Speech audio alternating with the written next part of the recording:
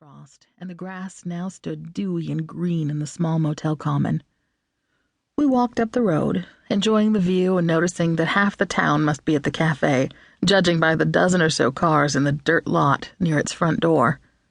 I looped Rusty's leash around one of the log posts on Joe's front deck, and he settled reluctantly to wait. Drake pulled open a creaking wooden door and flashed me his gorgeous smile as I walked by him. We stepped into the 1950s. Chrome tables with formica tops, chairs of chromed tubing with seats padded in red leatherette. The place went quiet as all eyes turned our way, including those of the middle-aged woman behind the counter, presumably Joe. Drake smiled toward the room at large and raised fingertips to the bill of his ball cap in a tiny salute. A few nods came our way, eating resumed, and the awkward moment passed. "Sit any place you like," said Joe. She wore her frothy red hair up, pinned high with a pink clip shaped like a butterfly. Her voice came out with the deep richness of a smoker, a deepness that would probably turn to a frog-like croak by the time she hit 60, if she didn't quit the habit soon.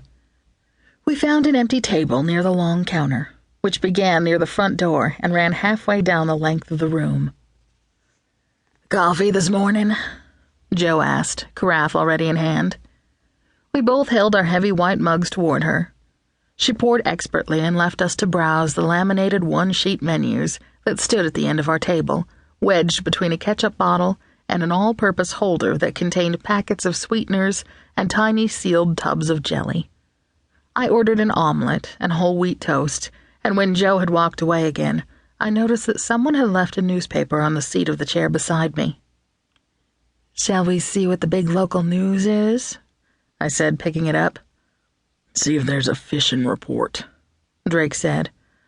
"Tomorrow morning, I'm getting up early again, but with a different purpose in mind." I wiggled my eyebrows at him because he'd had the same plans this morning, but allowed lust to take over.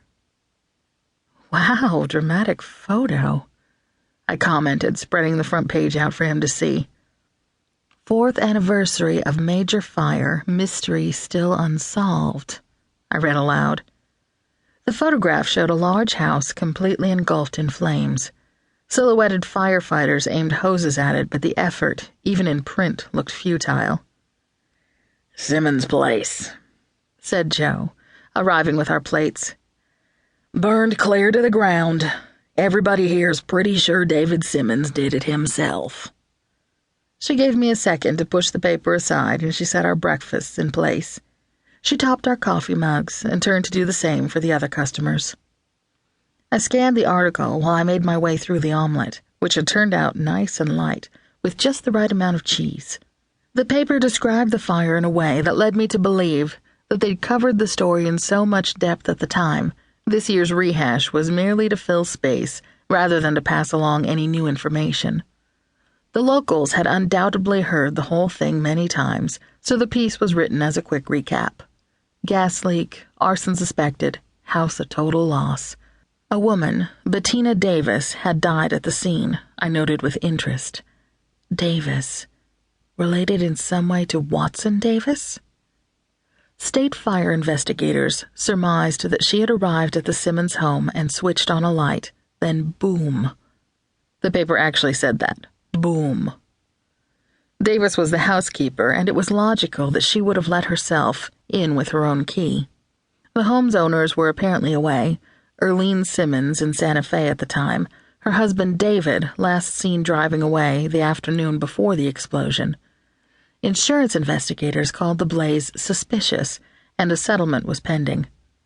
I felt my interest perk up and glanced over at Drake. He'd found his fishing report on another sheet of the paper and was giving that his full attention at the moment. It had been 6 months since the last case of any interest had come through the door at RJP. Ron, my brother and partner in our small private investigation firm, had secured a lucrative and safe contract doing background checks for a new manufacturing company that moved to the state during the winter.